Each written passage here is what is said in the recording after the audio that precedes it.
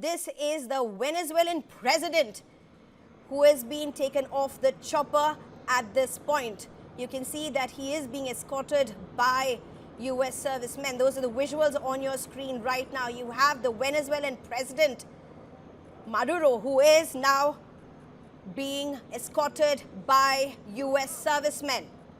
We're trying to get more details about where is this being taken to. Remember, he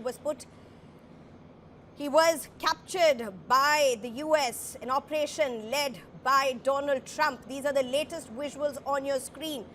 After hours of what Donald Trump claimed was the unflinching, unprecedented US might at display, as Maduro was captured from his fort, his absolute fortress, as Trump called, a steel-shielded fortress where Maduro could not enter. And he's right now on your screens, ladies and gentlemen, the visuals, the latest visuals of Maduro being escorted by servicemen, by the US servicemen. We're yet to get details of what really this is. Where is he being taken? But a lot of focus and spotlight in the United States of how Donald Trump and his military took out this unprecedented action of something that Trump himself has called not seen since World War II. In fact, this is Maduro being taken to the New York court. That's the news that we are getting at this time. This is Maduro who's being taken to the New York court, ladies and gentlemen. And he's going to be tried. He's been indicted. He's been indicted of narco-terrorism. These are News9 exclusive visuals on your screen. The Venezuelan President Maduro being taken to New York court. You can see him escorted by the US servicemen. Operation Absolute Resolve was the operation under which was meticulously planned for months with tactical surprise. He was shipped in a US warship to the United States, and he was eventually seen land at the New York airport, at an air base, beg your pardon. And these are the details on your screen, ladies and gentlemen. Maduro now being taken to the New York court, where he is being tried for narco-terrorism. Narco-terrorism, which the United States has claimed Maduro was a kingpin of. He was a kingpin. He allowed cartels to function. He allowed narco-terrorism from the soil of Venezuela. Donald Trump has claimed that the Venezuelan president was someone who spearheaded, allowed narco-terrorism against the United States. These are the charges for which he is being tried. He's being indicted, in fact, in a court in New York. In fact, it's interesting because the New York newly sworn mayor went on to actually call the attack on Venezuela as an act of war. And he is not the only one to criticize Donald Trump's move of what Donald Trump claimed was nothing short of an absolute military display of prowess. Many world leaders have questioned how Donald Trump went into Venezuela and captured oil. In fact, Donald Trump himself has said that they will run Venezuela. They will take over Venezuela. It's going to be a team, including his close men, his close confidants, who will be running Venezuela. There's been a strong pushback from Venezuelan authorities. In fact, the vice president of Venezuela very clearly saying that Venezuela will never be a colony again. And there's only one president of Venezuela, and that is Maduro. I'm being joined by Major General Rajan Kochhar at this point.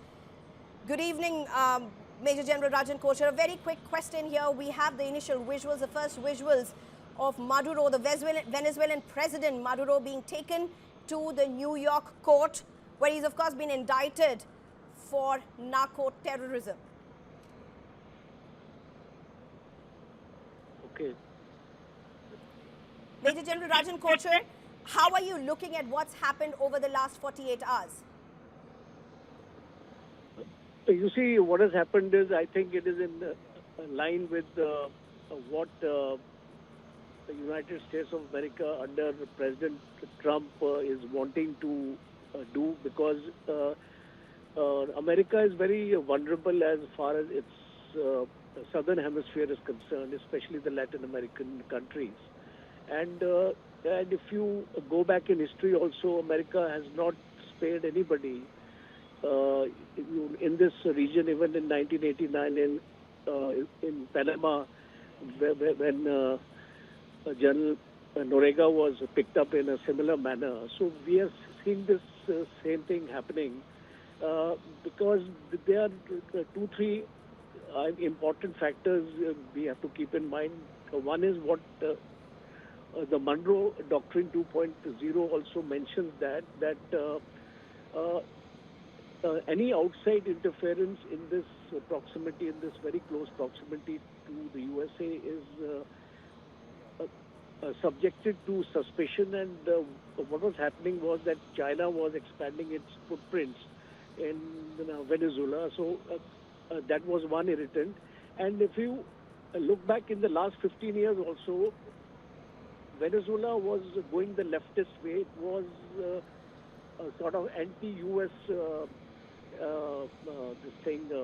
attitude, so which was resented by America. And in 2017 also, Trump tried to attempt a similar kind of action, but he was prevented to do so by his advisors. But now I think he took this action because there was a definite, I think, link of the Hezbollahs also consolidating their training centers in Venezuela. The narco-terrorism was one issue, and a larger issue is oil, because we have to look at the kind of oil reserves Venezuela has. And Venezuela was trading with Japan, China. As a matter of fact, China was one of its largest oil importers, and this import was being done in Chinese yuan. And in the last 1 year, the American dollar has fallen by 9%. So if you look at all a combination of factors, I think it has prompted Trump to take this action. In fact, stay on with us, Major General Rajan Kochhar. Let me just explain to our viewers what we are seeing on our screens. So on your left side, you are seeing, a motorcade with the Venezuelan President Maduro being taken to the New York court. That's the motorcade where he's being taken to the New York court. On your right side, you're seeing the chopper from where he was taken from the detention center where he has been placed over the last few hours since he was captured, quote unquote, as Donald Trump claims this to be. These are the visuals playing out in the United States right now in New York. On your left, you have the motorcade which has the Venezuelan president in it, and he's being taken to the New York court where he's being tried for the charges that he's been indicted of, and that is narco-terrorism. On the right side, ladies and gentlemen, you have the visuals of him being brought to New York from the detention center. This is the Metropolitan Detention Center in Brooklyn, from which he was taken, brought to New York, and the chopper visuals are those. You also have the barricade near the New York police barricade near the court also, that's very clearly visible. Major General Rajan Kochhar, let's just very quickly talk about what's playing out in Venezuela as well. As the world looks at these visuals, these are very, very testing, challenging times globally when it comes to international ties. We've seen Donald Trump do what he has over the last few years, many questioning what he has done and how he has done in the name of protecting the interests of United States. And on the other hand, you also have Venezuelan vice president who first took a very, very strong position, countering what Donald Trump had said, eventually coming around to asking people of Venezuela to cooperate with Donald Trump. So these are the two different pictures coming from the two stakeholders really that are in terms of the visuals that we are seeing on the ground. How do you look at this, Major General Rajan Kochhar? Truth is, the situation is a bit complicated as of now, because what I am seeing is that the vice president of Venezuela